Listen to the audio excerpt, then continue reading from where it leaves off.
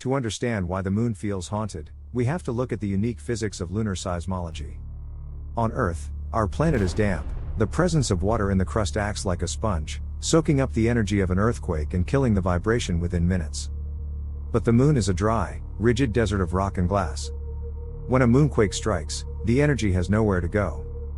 It ripples through the entire planetary body, bouncing back and forth for hours at a time.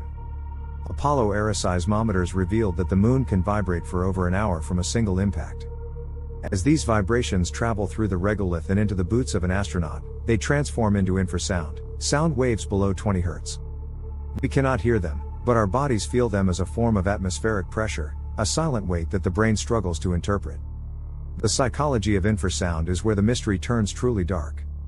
In the late 20th century, researchers like Vic Tandy discovered that 18.9 Hz is the frequency of fear. This specific vibration is the resonant frequency of the human eyeball.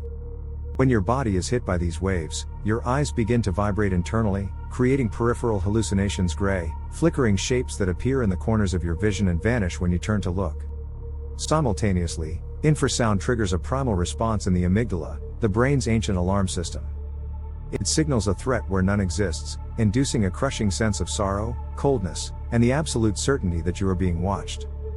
For an astronaut already isolated in the vacuum of space, this ghost effect isn't just a glitch, it is a total psychological hijack that can lead to panic in an environment where a single mistake is fatal.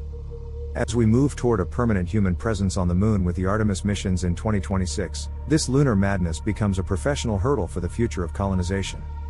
Our current habitats are designed to block radiation and keep in oxygen, but they are essentially drums that will amplify the moon's internal vibrations.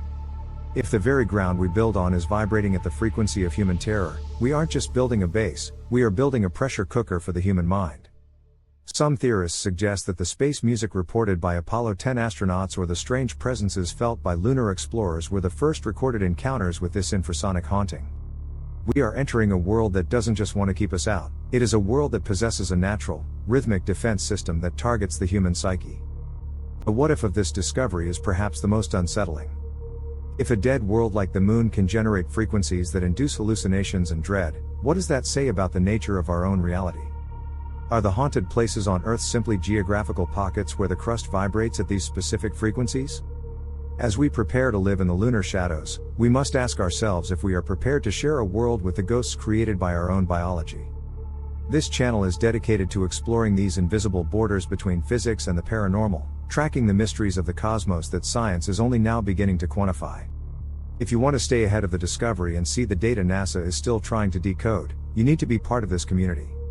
Subscribe and join us as we investigate the frequencies of the unknown, because on the moon, the silence isn't just empty, it's speaking in a language your brain was never meant to understand.